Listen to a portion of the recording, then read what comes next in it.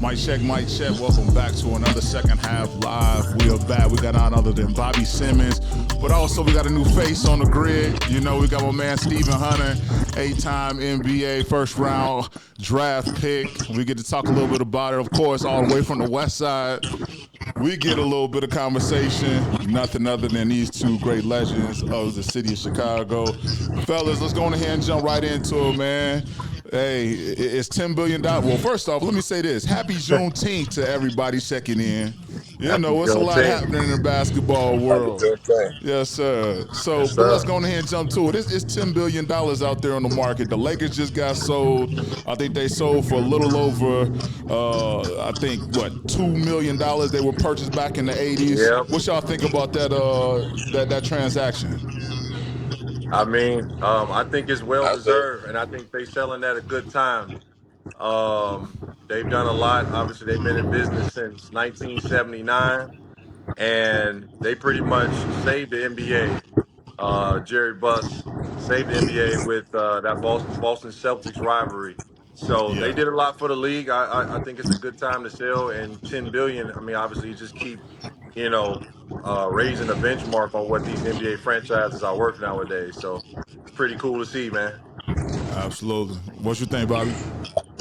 and I would just add to that what he said, but most definitely the legacy of the organization and what they have built, from all the championships and all the guys who came through the fold of making that organization what it is. It's a lot of tip top names in the top of this league. Yeah. And so when you look at that, it's just a matter of what it's worth. And like Steve said, I guess it's the right time right now. So LBJ probably be on his way out. So, Hmm. hey, Speaking of that, what does that do for a player? You talk about, LVJ, LeBron out there, like, your owner doesn't change. You've been with the Buss family for years. What does that do for your mentality as a player? nah, it's time for him to shut it down. Shit, 20 years. Hey, I would think unless his body just feel that great to the point where he can keep going. Well, like I said, roll till the wheels Hey. fall Right. off. So Right. if that's the case, then shit, I tip my Yeah, hat to him. 20 years, man, that's a blessing for guys to actually be able to sustain and play this game. that's Yeah, real. he about to hit damn near 25 years. And my whole thing is yes, he can still play, but I mean, like, wow, I mean, what's keeping him from even wanting to be in a locker room and you know what I mean, get ready for that grind every year, Yeah, like what's motivating him. And I find that's the most amazing part of LeBron's journey, man. Just how he can make up things to keep himself going, to stay motivated, to even want to play, to be in the locker room with guys half your age, 19, 20 years old. You know what I mean? yeah. And you 40. So yeah, Uh-huh. I find that pretty amazing. But more power to him, man. It's definitely a beautiful league, and shit. If you can play, you can play. Keep going. You know? Absolutely. Yeah. Absolutely. One of the pieces of the puzzle that I found interesting is just the business side to it. You think about a story franchise such as the Los Angeles Lakers being purchased back in the 80s for $2 million, and your investment carrying all the way over where you sell it off for $10 billion. That man, Mark Walter, he is Chicago. I think he went to Northwestern as well. He just found $10 billion in the couch cushions just to go out and go Yeah. purchase a team. That's strong. I want to know what I'm Right. Man, doing listen, wrong. I'm telling you, Shit. for real, I need the playbook. I had a Not wrong, but what I'm not doing. man. You're doing everything right now, so we gonna figure it out. It was funny. I just had a conversation with Jason Wright, him starting a investment fund for athletes, and I just saw Marcus Colston, NFL football guy, wide receiver for the Saints, him also starting to invest. So it's a lot of movement out here where people are collectively pulling their dollars together to go out here and purchase teams, organizations, and they just pulling their money together. So I think that's the space to be able to do it in and go ahead and get to this 10 billion mark and catch up. Man, for sure. No, something Like a listen. mofo. So something we definitely talked about was just about superstars in the NBA, and that's been an ongoing conversation. A lot of conversation around Halliburton. Is he a true superstar? What y'all think? You think he a superstar in the NBA, or you think it's too early to tell? Man, I say like this: a superstar can be created overnight. I don't think it's no 1 or 2 seasons that actually will dictate that the work, the work he's put in, and what he's shown. What separates him from every other superstar? Willing to take the last shot, want the ball, and at the end of the game, you know what I mean? He's not shying away, Yep. and he put the team on his back, regardless of multiple. It's been multiple series where he's done that, and so in this league right now, from what we watch, is no question for me. Yeah, I think I'm gonna disagree with Bob on that one. To Okay. me, a superstar is somebody that gonna sell out on the road. You know what I mean? Somebody that you gonna pay your hard earned money to see, and they not your team. And so, I think it's only 2 or 3 superstars in a game. It's a lot of stars, but Yep. a guy that'll sell out on the road. Obviously, Steph Curry. Obviously, LeBron. You're 100% right, Yeah, Steve. Steve, where you put that, you're 100% right. I will say yeah, that. I will second that. yes. I will Thank second you, that. Bob. Yeah, so I think he's definitely an all star. I want to see a level of consistency from him, especially during the regular season. Can he push his average up to 30, and can he be a perennial all star? Can he lead his team to national, multiple conference finals and things like that? So he got a little bit more work to do, Yeah. in my opinion, to be labeled a superstar. Yeah. You, Yeah, And not only that, like you said, getting to the finals a couple yeah. more times will most definitely help. And like you said, you still got 2 games. So let's see how he can he turn this might be thing able to around. get something over the night. One of the things that I thought about it, what it reminds me of, and it's not a knock. Let's be real. We talking about a superstar versus a great player, right? Like, let's be Right, real. This man is still the best of the best. He USA Olympic team, right? He a gold right, medalist, so he's been able to show that he belongs. What it reminds me of, though, is how Linsanity was. It was like, oh, he hit that mark and everybody going crazy. Not saying he's selling everything out, but it's that moment that you had. Now, mind you, I will say this: Linsanity, Jeremy Lin, that man, he was selling out everywhere he went, even though it was just a short-lived period of time. But he getting a little right. bit of crowd coming to him. Yeah. Hey, I played with Jeremy Yeah, Lin in the G League, man. For the That's a, in Reno. So listen, I didn't watch the yeah, process. I didn't watch it. And so that's the reason why I said what I yeah. I got you. I Nah, I like see Bobby, you kind of chopped off a little bit, but it's all good. Oh, there you max go. deals. it. It's Yeah. like nah, I'm saying it's just like guys getting max deals. Do they deserve them? I mean, it's the state of the market. You know what I mean? They ain't necessarily superstars, or maybe Okay. shit, maybe not even Okay. all So stars. It's just the way of the market. so who they gonna pick? You gotta pick somebody. That's I true. think, yeah. I think the superstars. I mean, eventually, if you exciting enough, if you have that type of star appeal, you know, if you got a bunch of endorsements behind you, you always out there. I think eventually you become a superstar just by consistency and just great play. You know what I mean? So yeah, man, we I our think game that's is some of definitely what in I a said. in a good space though. We got a lot of stars in this game, for real. Man, don't you? You Hmm. definitely you got the Ant, you got the SGAs, just the young crew, and you don't need a lot of them. You just need a few of them to Yeah, keep for carrying sure. it on. Speaking of, Summer League is right here around the corner. You're gonna start seeing the next crop of your superstars, and one of them in particular is Cooper Flag. That man is basically you being the number 1 pick. Every game is a sellout out there at Summer League this year. What was y'all experience like out there for Summer League? Go ahead, Bob. You start. Yeah. Because I know Stevens, yours is a little Well, I different than play. Moody. Well, nah, we ain't gonna get to Moody. We just gonna get to All Yeah, Summer right, we'll go League. to Summer League. So I played with the number one pick, Kwame Yep. man. Brown. So our games are pretty much Yep. sold out. But like you said, it's gonna be the hype because it's the expectation of what he's gonna do, or if he do anything, I don't want to miss Yeah. Right. it. And that's the thrill of being the number one pick. You got to tie them shoes up, hey, and bring your best game every night. Mm-hmm. Yeah, I'm sure his minutes will be probably tapered off. With number one picks, a lot of times they just play them, half the game or half or 10 minutes here and there. So we'll get a glimpse of what to say, what to expect. But man, this kid's season, he's been playing in the Olympics, Yeah.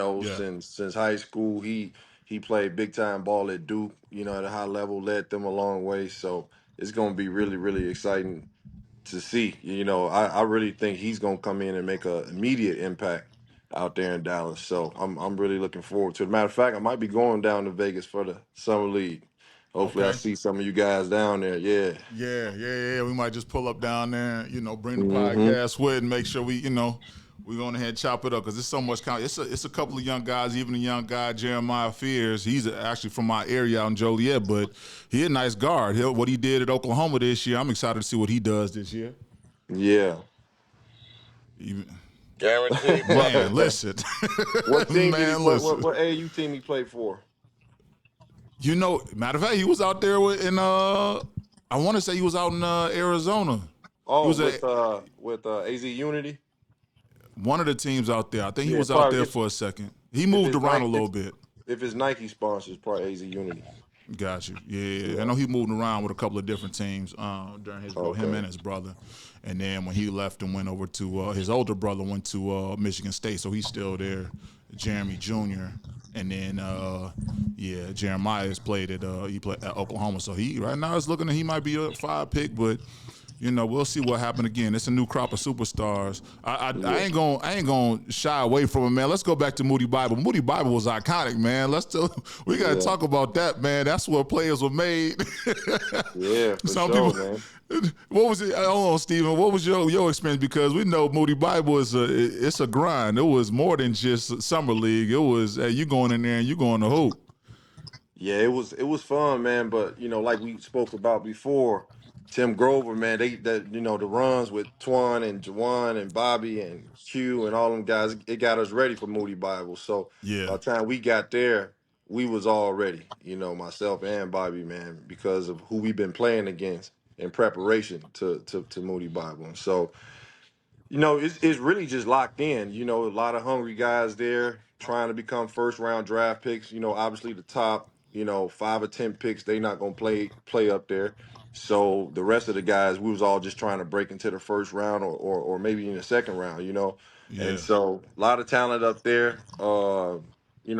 Just not draft in general, man. Like second rounders of that class, including Gilbert, uh, Bobby, they all went to that camp and they ended up being, stars in the NBA. You know what I yep. mean? So just a lot of talent and a lot of focus. Got to be locked in, ready to play, and shit. That's what we did. That's real. Mhm. Yep. And humbly speaking, Steven not gonna toot his own horn, man. Go on My ahead and brother, talk man, about it. hey man, no. Hey, listen, I witnessed. So Yeah, it was we watched fun. one of the games, man. Steve was blocking shots on one end, beating everybody down the floor on the other end, dunking the ball, man. Yeah, yeah. I said, man, what the hell done got him to hell? I said, man, this dude here, he, hey, he playing for dear life. I I was understood it hungry. We was because shit, hungry. like you said, the, the preparation and what the reason why we were there most definitely showed. Yeah, Yeah, And I said, man, listen, when they said my brother gonna be a first round pick, I was so happy for him, for bro, sure. For sure. I because I appreciate that. know he was. We was all a little nervous leaving school, We especially were. him too. Him too. We was Mm-hmm. all a little nervous, but like you said, when we just tipped our hat to say, look, hey, I'm gonna tie my shoes up like everybody else. I'm Yep. Yep, real talk. Appreciate it, Bob. Yes, Hey, sir. Man, it's hey, hey, crazy. hey, but look, hold on. Let me throw some flowers right back No at problem, Bob bro. with this now. So everybody witnessed Bob just get better and better and better, right? And so I remember one year at Hoops the Gym, the Milwaukee Bucks actually had came there to see me, right? Yeah. But Bobby Simmons was in the gym, right? This was free agent year. I was leaving Orlando, I think, something like that. Yeah, I think I was leaving Orlando and going to Phoenix. It was one of them years, 2003. And man, hey, Jabari, it was time like summers where Bobby best person in the gym, like everybody there too, couldn't miss a shot. I would ask Bob like, how the hell you do it? Like he got his mid range to a point where it went in every time. Yeah. You remember that? You remember that, Bob? It went in every time, man. And so his confidence just soared, man.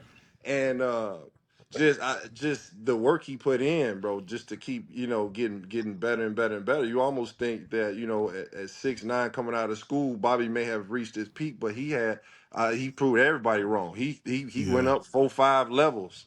You know what I'm Yeah. saying? And so that's my flowers with Bobby Simmons, man. He just worked his ass off, and And thanks, seriously. Steve. That was the summer going into most improved year. Yeah, it was. It's crazy. That's when everybody. I remember Yeah. Twine even said he was like, "Man, that was the time when you started cooking. Like everything that left your hand, corner three, elbow, anything Everything mid left his hand was range was going in. was a bucket." Bobby, how was you feeling at So that yeah, time, yeah, bro? yeah. Because we not exaggerating, bro. I remember all the scrimmage, all the games we played, bro. Everything left your hand was going in. Just you was just shooting 1,000 shots a day or something. What clicked for you? What's the routine? I was Yeah. working out. I was working out 3 times a day, Steve. Okay. Twice with Tim. The morning workouts, weights. We play at 2, and I was going to Markham Park District at midnight after R. Kelly Oh, runs. okay. I got you. I Kelly was moving wild. Yeah, Rob, so you shooting. I was doing 3 a day. Oh, okay. I'm surprised you got any shots up with R. Kelly playing. He used to shoot the ball every No, time. I went after them. Oh, okay. After they got Okay. You wasn't playing with him. after he got done, I was it was just me and Jabba in the gym Oh, I got you. Uh, I got you. you I got the got you. keys to the at, gym. at midnight. Yeah, Shit, That's it what's paid up. off for yeah, sure. he opened it up for me. Mm-hmm. Man, it's crazy to sit here and look at it. I'm thinking, I'm like, hold on, y'all both in the Big East at DePaul. How the hell did y'all even have enough balls to shoot when y'all was playing together? Because you still missing Q and Lance to a part of the a part of the package. Well, shit, you throw that ball down low to lands, you ain't getting it back. That's first of all. Hey, for real, you throw that ball down low to lands, you ain't getting it back. I It got was pretty a much black just hole. offensive rebounds and dish off dunks and stuff like that. A couple post moves here and there, but Bobby Q and Paul shot all the rock. That's it. But Hey, shit, get that hey, corner Bobby three. played with somebody named Kerry Hartfield though. You remember Kerry Hartfield? Most definitely. Terry Hartfield, you shoot the hell out the ball. The Q had to shut that shit down. Ben Harbor, Michigan. Ben Harbor, Michigan. Yep. Oh, that's hilarious. Mm-hmm. That's hilarious. Yeah, y'all. I'm sitting here looking at the screen. I'm like, hold on, and there's still another 2, 3 of y'all that still need the ball. No, hold on, it ain't enough balls over there to shoot. Oh yeah. But y'all had to figure something out. Yeah, it was good times, man. For real. We was well balanced though. I think everybody played a role on that team. And Q was, obviously he had most of the hype, and he was arguably our best player. But at the end of games, believe it or not, coach used to go to Paul McPherson if we needed a bucket. You know what I mean? So we had a lot Big, of strong, balance and on that athletic squad. Guaranteed every mismatch Yep. time. Every time. Oh, big shoulder, on big the back. low. Yep. You can't be a guard dude, because he's just gonna punish you down in the post. Man, Okay, if you were guaranteed big, mismatch. somebody 6'10", guess what? You dead meat out there on the island. You ain't Either way, lying. you was getting it. And he gonna left. He gonna right to left hammer time that joint. Every Man. time. Every time. Man. Man. It's No, crazy. that's hilarious. Always good looking back on that. All right, let's go ahead. I want to jump right into Game 5 where we saw obviously OKC. They just won that one. They beat the Pacers. What did y'all think about? Actually, before I even get to that, hold on, Steven. We ain't never get this out of you for Game 1. Who you got winning the whole thing? Let's start there first. Oh, I bet had OKC in 6. Oh, It's you got over OKC tonight. in 6. Yeah, it's over Interesting. tonight. Because I bet Bob What I had got the say? same thing. OKC in 6. yeah, yeah, it's over tonight. Twine went Pacers. What do you win? Pacers in Eh, 5. It's something like Hell that. no. But I'm going. Something I'm like I'm that. gonna go down there and celebrate at OKC and the parade, man. I'm going to the parade. Hey, you're gonna be down there with Nazi, holding Big it down Nah. with. Yeah, yeah, Chilling. yeah. hmm Nah, but we saw that. What y'all see in Game 5 that you thought that was very telling outside of Halliburton being injured? Um, OKC stayed aggressive. yeah, Stayed aggressive and stayed in attack mode. The first game they lost, they was a little lackadaisical, and then, like you said, Halliburton came with the dagger. Yeah, They kept their foot on the gas yeah, in game 5. yeah. I They was kept their watching. foot on the gas, Yeah, I agree. I agree. and J Dub wasn't playing. No, not at put up all. 40. He put up Yeah. 40. What you got, Steven? No, I agree with Bob. At a couple points during the game, I was just waiting for Indiana to come back. They cut it close a couple times. They played a whole 48 minutes. But like Bob Yep, said, OKC just, man, they hit some timely threes. They got some timely stops, and they was able to hold on. But you got to play Indiana the whole 48 minutes. You know, the fourth quarter is their quarter, so they got to realize that, especially coming into the night, it's going to be a hostile environment in Indiana. They got this yeah, going to be the hardest game they ever won in their life. But like I said, I think they're going to pull it out. I just think they're the better team. They're a little deeper, yep. and they got a legitimate superstar on their team. And if you look back to all the championships, most 99% of the time when your team winning a championship, you got a superstar on your team, a That's real. legitimate superstar. And as SGA, he's definitely a legitimate superstar.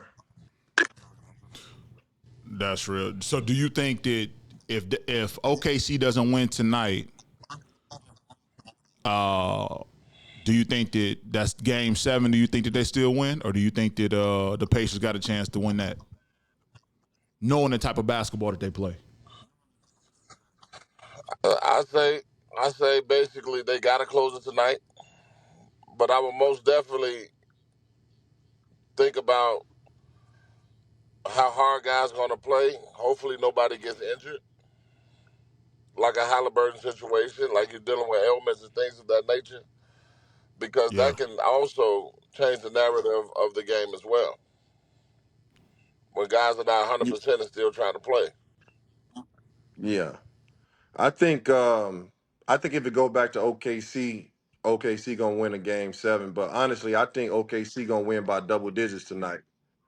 if they just gonna put Indiana them away. plays really, really hard. They play with a lot of emotion, and I just think the pressure of this type of game for those young guys who are in this position for a first time, I think it's going to be too much. I don't think they're going to shoot the ball the way they've been shooting the ball. I think nerves might become a factor. So I got OKC winning by double digits because mainly because of the pressure they're gonna put on of this game, of this moment. Yeah, yeah. Yeah, No, I do think that they're primed to win this game. I did say OKC they're going 7 games and win the whole thing, but I do think that there's something about this OKC team where they were able to leave off this last game. Right? Obviously, Halliburton going down with a calf injury, that's going to be tough on the Pacers to fill that gap. I think the Pacers do a great job of adjusting in real time and taking away and helping out on the missing links. But I think that they're gonna expose it as far as what OKC does. You got SGA that's still gonna get to his spots and get his buckets wherever he needs to go.